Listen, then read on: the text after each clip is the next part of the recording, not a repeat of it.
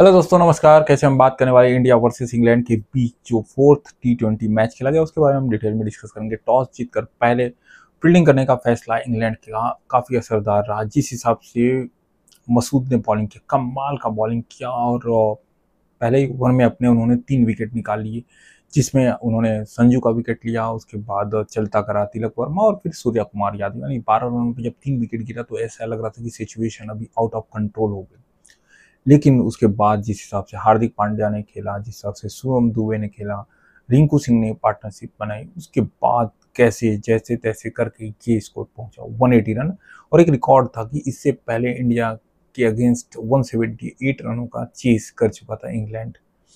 बाकी चीज़ें आपने देखा जिस हिसाब से चीज़ें हुई। अगर बात करें तो जिस हिसाब से पहली गेंद पे ही कैच छूट गया, उसके बाद कितने खतरनाक हुए शिवम दुबे, वो आपको देखने को मिला। शिवम दुबे ने बनाए 53 रन और नॉट आउट रहे, अनफिट हो गए, उसके बाद बाहर चले गए और उनकी जगह पे खेलने आया हर्षित राणा, जो बहुत ही कंट्रोवर्शियल एक्चुअल में रहा। क्योंकि आप किसी ऐसे खिलाड़ी की जो कि बैटिंग बहुत अच्छा करता है, उसके उसके लिए आपने सब्स्टिट्यूट लिया किसका? हर्षित राणा जैसे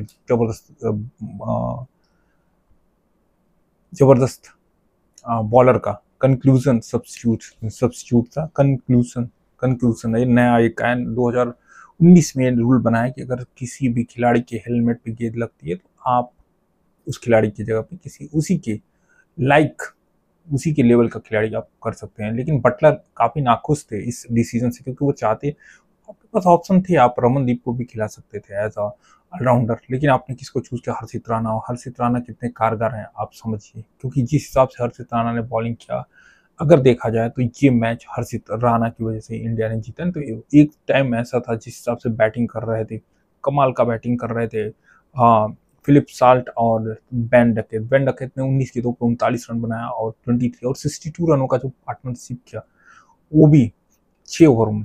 ऐसा लगा वहां से मैच जो है निकलने वाला है। उसके बाद बिश्नोई ने आउट किया बेन डकेट को, क्योंकि देखो आप एग्रेसिव क्रिकेट खेलते हो, लेकिन आपको सिचुएशन के हिसाब से खेलना, ये इंग्लैंड शायद अभी भी सीख नहीं पाए हैं। अगर ये सिचुएशन को हैंडल करते तो आराम से मैच इनके हाथ में निकल जाता। लेकिन इंडिया की जो बॉलिंग थी, कमाल की बॉलिंग थी। उसके बाद रवि बिश्नोई निकाले, 3 विकेट निकाला उन्होंने। उसके बाद हर्षित राणा ने कमाल का परफॉर्मेंस दिया और ये मैच एक्चुअल में देखा जाए तो हर्षित राणा की वजह से ही जीता गया।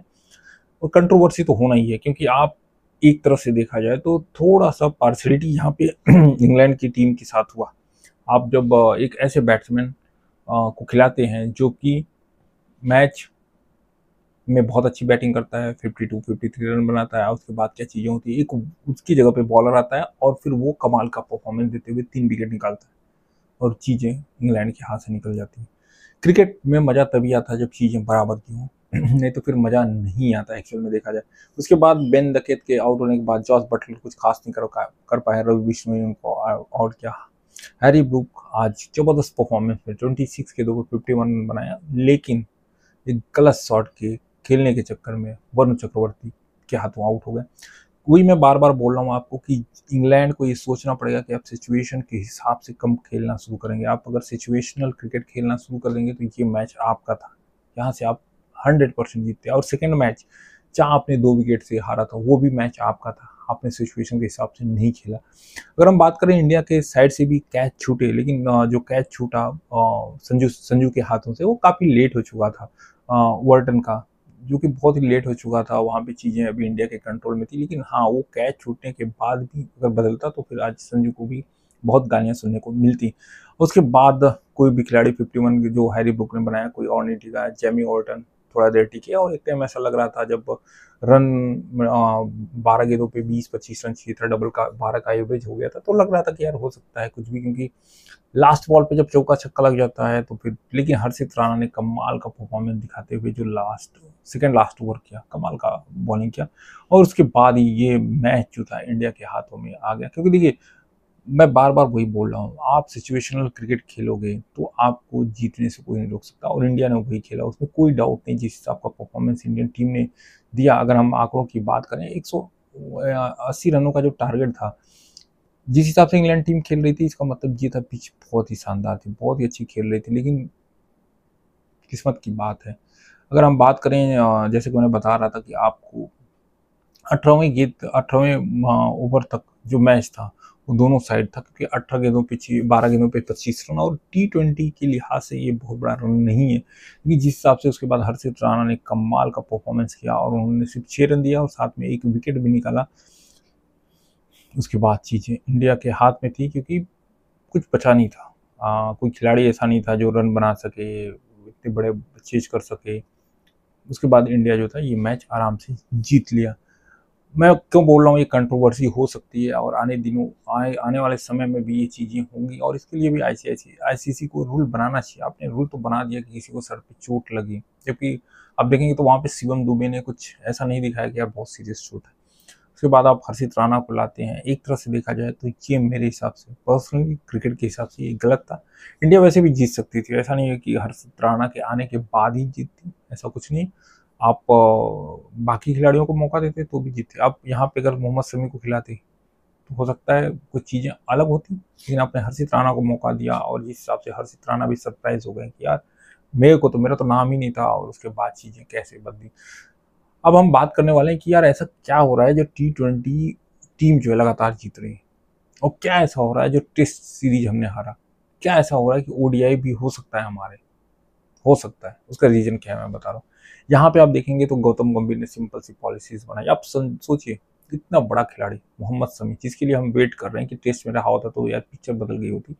चैंपियन ट्रॉफी के लिए उनका सिलेक्शन हो गया, अभी वो फिट है कि नहीं है ये भी पता नहीं चला। एक मैच में जो खेले उनका परफॉर्मेंस एवरेज था, मोहम्मद शमी जैसा परफॉर्मेंस उनका एक्चुअल में नहीं था। आज वो बाहर बैठे हुए थे।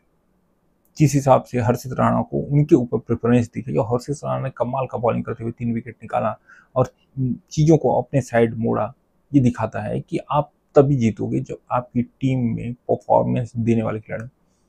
आज देखेंगे कि तीनों मैचों में अगर आप देखो तो 3 खिलाड़ी ऐसे हैं जो नहीं चले। आप सूर्या को देख लीजिए, पहले मैच में नहीं चले, दूसरे में नहीं चले, तीसरे में संजू का भी सेम सिचुएशन है, पहले दूसरे तीसरे में नहीं चले। अब अक्षर पटेल को देख लीजिए, उनका भी बैटिंग कुछ खास नहीं चला, लेकिन एक ऐसे खिलाड़ी हैं जो कभी भी आपके काम आ सकते हैं। संजू चलेंगे तो लंबी पारी खेल सकते हैं, क्योंकि उन्होंने जिस हिसाब से सेंचुरी मारी। तिलक वर्मा भी देखिए 2 मैच से लगातार फेल होते जा रहे हैं। ऐसा नहीं है कि हर खिलाड़ी हर मैच में चलेगा, लेकिन आपकी टीम का 2-3 तो ऐसे खिलाड़ी होने चाहिए जो जमे, टिके और पिक्चर बदले, और ये है T20 की कमाल की टीम। उसका रीजन क्या है? आप सूर्या नहीं चलेंगे कोई प्रॉब्लम नहीं, संजू नहीं चलेंगे कोई प्रॉब्लम नहीं, अभिषेक शर्मा चल देंगे। अभिषेक शर्मा भी अगर नहीं चले तो हार्दिक पांड्या, रिंकू सिंह, आपके पास ऑप्शन ही ऑप्शन भरे पड़े। शिवम दुबे को मौका दिया गया, उन्होंने जिस हिसाब से खेला। आपके पास अक्षर पटेल है, कमाल के परफॉर्मेंस उनके थ्रू आने वाली है। अगर हम बॉलिंग की बात करें तो इंडिया के पास बहुत सारे ऑप्शन हैं। यही बोल रहा हूँ कि जब आपके पास ऑप्शन रहते हैं तो जीतने के चांसेस आपके हमेशा हाई रहते हैं। जैसे कि मैंने बताया है, और बहुत बार चीज़ें क्या होती हैं कि आप ऐसी बैटिंग को स्ट्रॉन्ग करने के चक्कर में बॉलिंग को वीक करते हैं, जैसे टेस्ट में हो रहा था। आप देखेंगे, अब देखिए यहाँ पे हर्षित ने बॉलिंग किया, हार्दिक ने, वरुण चक्रवर्ती, अक्षर पटेल, रवि बिश्नोई एंड हर्षित राणा, 6 बॉलरों का आप यूज़ किए थे। अगर मान लीजिए हर्षित राणा नहीं भी खेलते तो बहुत ऐसा कुछ ये नहीं होता, इंडिया जीत गई, कोई दिक्कत नहीं, अच्छी बात है। लेकिन हर्षित राणा को के थ्रू यही अगर हर्षित राणा के प्रेशर बनाते और दूसरा अर्शदीप विकेट लेते, हार्दिक पांड्या विकेट लेते, वरुण लेते या अक्षर लेते, तो चीज़ें इतनी नहीं चुभती इंग्लैंड को, क्योंकि ये टीम उनके लिए डू और डाई सिचुएशन था, क्योंकि ये मैच जीतते तो अगला जो मैच था वो कमाल का होने वाला। ओवरऑल देखा जाए तो ये परफॉर्मेंस इंडिया के लिए बहुत अच्छी है, और हम उम्मीद करते हैं कि इसी तैयारी, इसी परफॉर्मेंस के साथ चैंपियन ट्रॉफी भी हम जीतें। लेकिन डाउट इस बात का है, क्या रोहित शर्मा फॉर्म में आ गए, क्या विराट कोहली फॉर्म में आ गए, क्या अभी भी वैसे ही खेलेंगे, क्या केएल राहुल फॉर्म में आ गए, क्या सुमन गिल जिनको वाइस कैप्टन बनाया गया फॉर्म में आ गए। बहुत सारी चीज़ें क्वेश्चन मार्क हैं। क्या आपके जो बुमराह हैं वो फिट रहेंगे तब तक, पता नहीं। तो चीज़ों को देखते हुए अगर हम बात करें तो टीम को परफॉर्मेंस के हिसाब से आप खिलाओगे तो जीतने वाली टीम को स्टार कल्चर डेवलप करोगे तो गारंटी नहीं है। हो सकता है विराट कोहली चले ना चले, अभी दूसरों को भी मौका देना ही चाहिए ना, जो जीतेगा, जो खिलाएगा, जो जिसका अच्छा फॉर्म रहेगा। अब हर्षित राणा फॉर्म में चल रहे थे, आपने मौका दिया, उन्होंने कैच किया। आई होप ये वीडियो पसंद आए तो लाइक करें, सब्सक्राइब करें, और कमेंट करना ना भूलें कि हर्षित राणा को खिलाना कितना सही और कितना गलत है। चलिए मिलते हैं नेक्स्ट वीडियो में, तब तक के लिए जय हिंद, जय भारत।